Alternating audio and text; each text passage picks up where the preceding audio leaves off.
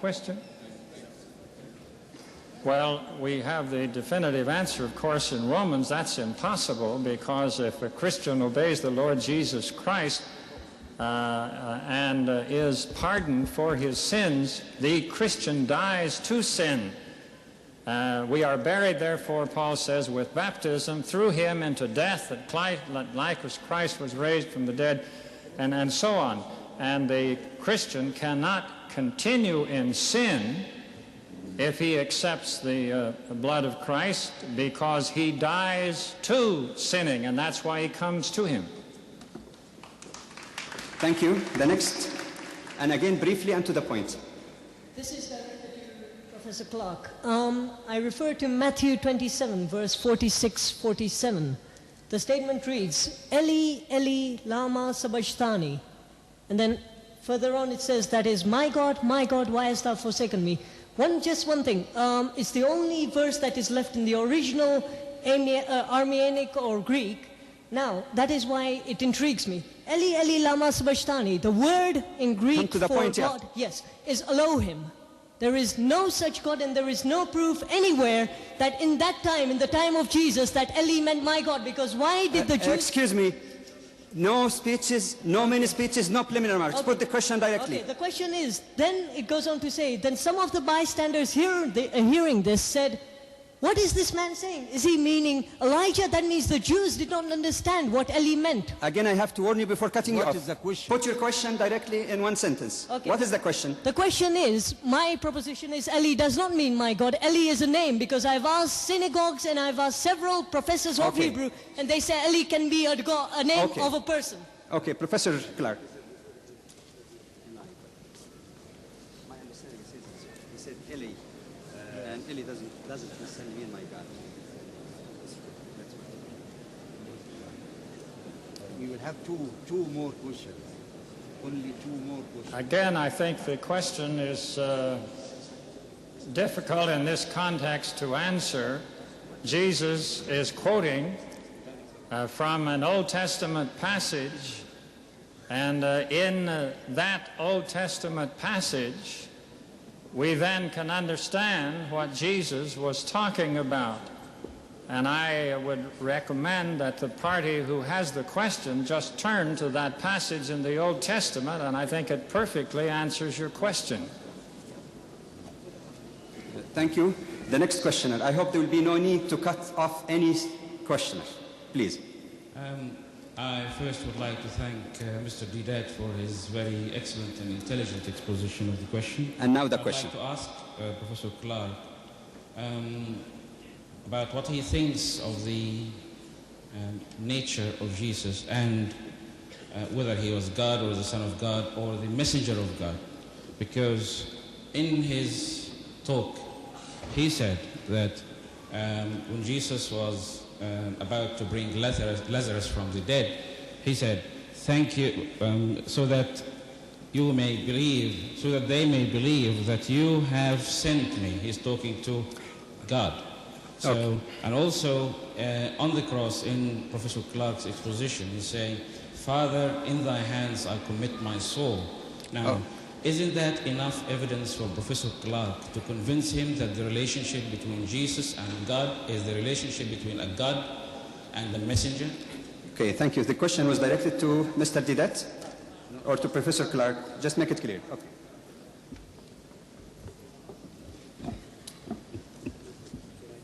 Jesus, when he said, Father, into thy hands I commend my spirit, he was speaking in the spirit of all that he had done through a long time ministry, in which he said he did nothing except what he saw his Father do, that the words he spoke were not his own, but the words he heard his Father speak, and he claimed only to be relating to God as his Father. Okay.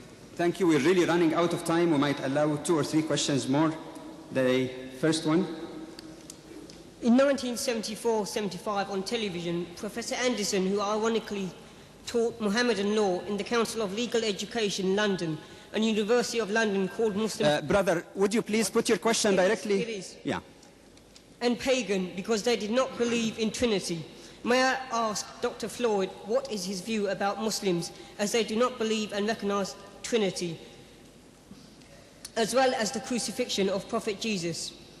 Do you consider Muslims as pagan or the people of the book, given also the fact that at the time of the Prophet many pious Christians freely accepted Islam? Okay, thank you. Professor Clark.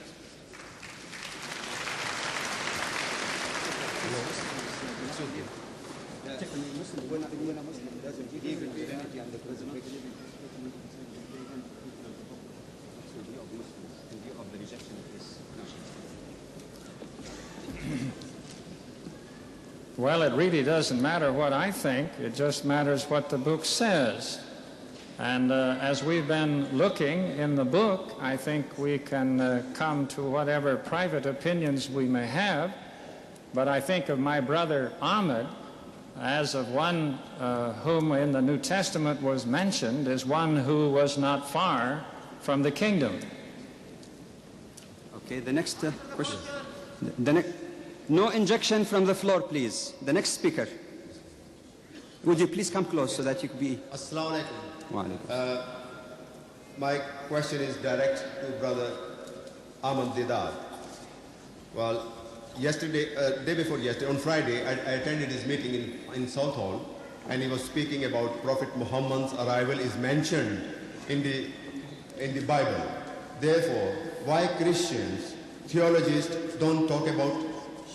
if your question, I'm sorry for injection here. If your question, brother, relate...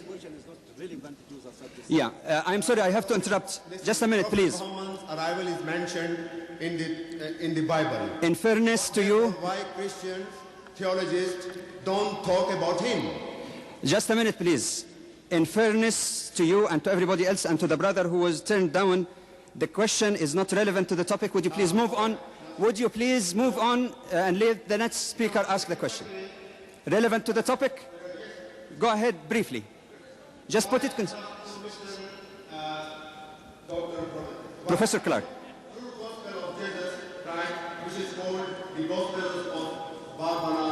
Okay, would you... Thank you for your question. I ruled the question out of order. It's not relevant to the topic. Would you move on, please? Would you move on? Would you move on, Jazakallah? Next speaker. Would the next speaker please ask his question? We have to be fair and firm. Am I doing something wrong? I'd like to get indication of the way I'm conducting questions. Am I unfair? Go ahead.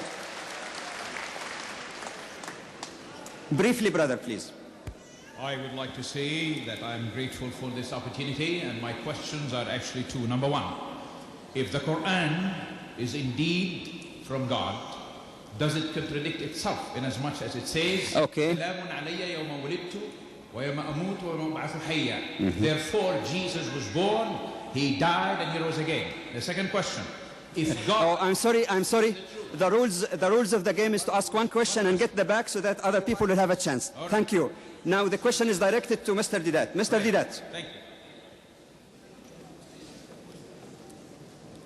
The verse in question is وَالسَّلَامُ عَلَيَّ يَوْمَ وُلِدْتُ وَيَوْمَ أَمُوتُ وَيَوْمَ أُبْعَثُ حَيًّا, which translated means, so peace is on me, the day that I was born, the day that I die, and the day that I shall be raised to life again. The day that I die, it is not that I died.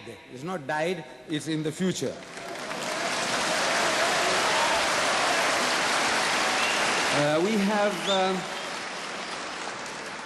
We have time for a maximum of 2 or 3 questions at most, because there is a few minutes at the end for concluding remark. The next question, please. If we admit... Can you get close to the mic, please? If we admit that Jesus died to expiate sin, what was the cost handed to Adam for committing sin? Is it not that women would bring food with pain and men would have to work for the bread? And is that finished in this world? Does the crucifixion help it? The next question I would like... No next question. No next question. Thank you.